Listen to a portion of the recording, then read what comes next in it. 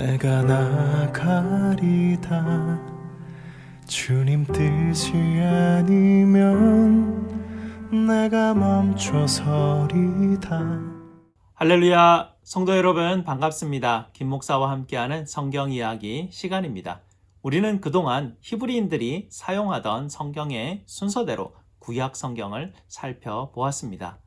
오늘은 그 마지막으로 역대기서를 간략하게 살펴보도록 하겠습니다. 역대상 역대하는 오늘날 우리가 읽는 성경에는 둘로 나뉘어 있지만 원래는 그렇지 않았습니다. 두루마리의 길이 때문에 둘로 나뉜 것뿐 원래는 하나의 줄거리를 가진 한 권의 책입니다. 한글 성경에서 역대기는 사무엘서와 열왕기서 다음에 나오며 사실 대부분 이 두 책의 내용을 반복합니다. 그래서 많은 독자들은 역대기에 이르르면 잠깐 금방 다 읽은 것을 왜 또 반복하지 하면서 건너뛰게 됩니다. 그러나 역대기는 아주 중요합니다.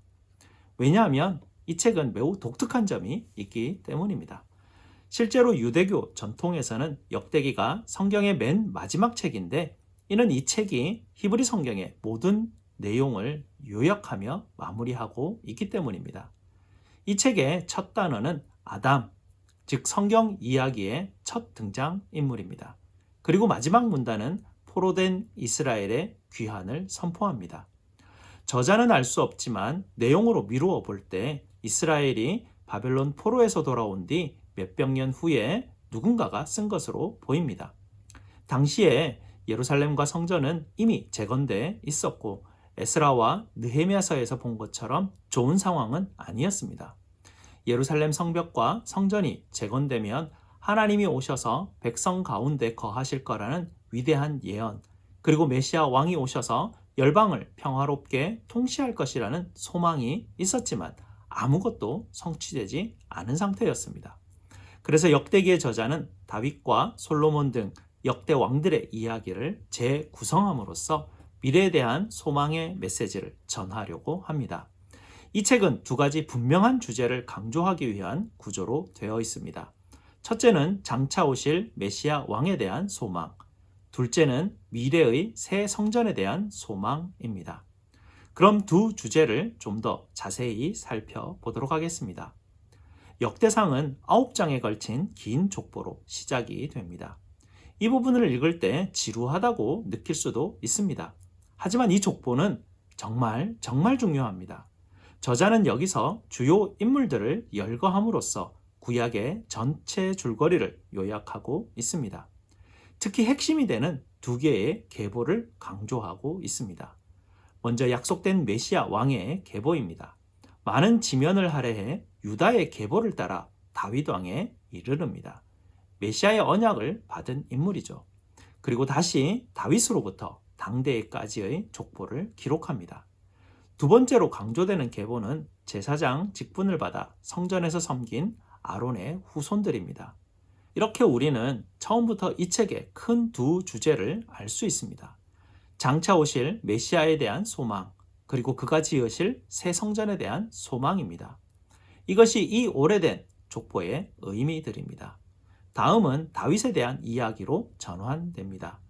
대부분 사무엘서에서 나왔던 이야기라 익숙하지만 여기에서도 정말 중요한 차이점이 있습니다. 먼저 저자는 다윗의 부정적인 이야기는 모두 제외합니다. 유약하고 부도덕하게 묘사된 부분들을 제외합니다. 사울에게 핍박당해 광야에 숨었던 일, 밧세바를 간음하고 그녀의 남편을 살인한 일 등은 기록하지 않고 다윗을 선한 사람으로 그린 이야기만 남깁니다. 또한 저자는 사무엘서에는 없는 새로운 내용을 추가하며 다윗을 더욱 긍정적으로 비춥니다. 다윗이 성전 건축을 준비하는 장면이 여러 장에 걸쳐 기록되어 있는데 그는 각종 자재와 기술자들을 모으고 레위인들과 찬양대를 준비시킵니다. 나아가 이번엔 다윗을 모세와 같은 인물로 묘사하기까지 합니다. 하나님이 다윗에게 성전의 설계도를 주시는 모습은 모세에게 성막의 설계도를 주셨던 모습과 매우 비슷합니다. 그런데 왜 다윗에 대한 새로운 내용을 소개하고 있을까요? 저자는 다윗의 결점을 숨기려는 것이 아닙니다. 어차피 사무엘서를 읽으면 누구나 다 알 수 있기 때문입니다. 오히려 저자는 다윗을 이상적인 왕으로 묘사함으로써 그의 혈통에서 오실 메시아의 모습 혹은 그 전형을 보여주려고 한 것입니다. 이는 예레미야나 에스겔이 오실 메시아를 새로운 다윗이라 말한 것과 매우 비슷합니다. 역대상 17장에 다윗을 향한 하나님의 언약이 어떻게 기술되어 있는지 보면 명확히 이해할 수 있습니다. 이 이야기에 상응하는 사무엘하 7장과 비교해보면 역대기 저자가 강조하는 것은 다윗도 솔로몬도 그 외 어느 왕도 메시아가 아니었으며 앞으로 오실 메시아는 다윗과 같은 왕이 될 것이라는 것입니다. 그래서 저자에게 과거 다윗 왕의 이야기들은 미래에 대한 소망을 지속시키는 힘이 되어 줍니다.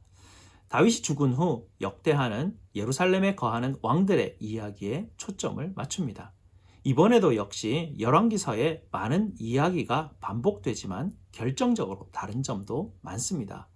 먼저 저자는 북이스라엘의 왕들 이야기는 모두 제외합니다. 다윗의 혈통에만 집중하기 위해서입니다. 더불어 이들 다윗 왕조에 대한 새로운 내용을 대거 추가합니다. 저자는 하나님께 순종한 왕들을 부각하면서 그들의 순종이 성공과 복으로 이어진 새로운 이야기들을 들려줍니다. 또한 하나님께 불순종했던 왕들에 대해서도 알려줍니다. 그들은 율법을 따르지 않고 이스라엘이 우상을 숭배하도록 이끌었고 이는 결국 이스라엘이 포로로 잡혀가는 끔찍한 결과를 초래합니다. 그들이 자초한 일입니다. 이 부분은 모두 일련의 인물 연구로서 후대의 이스라엘의 자손들이 그들의 역사를 통해 교훈을 얻게 하려는 것이 목적입니다. 하나님과 율법에 신실할 수 있도록 말입니다. 이 책은 결말 역시 정말 독특합니다. 맨 끝에 가면 고레스라는 페르시아 왕이 등장하는데 그는 이스라엘 백성들에게 포로에서 벗어나 고향에 돌아가 도시와 성전을 재건하라. 마지막 절에서는 너희 중에 그의 백성된 자에게 하나님께서 함께 계시기를 원한다. 너희는 다 올라가서 이라고 선포합니다. 이렇게 책이 끝납니다. 미완의 문장으로 말입니다. 물론 저자는 첫 번째 포로 교환과 에스라 느헤미야에 기록된 이야기들을 다 알고 있습니다. 하지만 그의 관점에서 이스라엘의 예언적 소망은 여전히 성취되지 않았습니다. 따라서 이런 미완의 결말은 저자의 소망이 또 다른 때의 포로 교환에 있다는 것을 보여줍니다.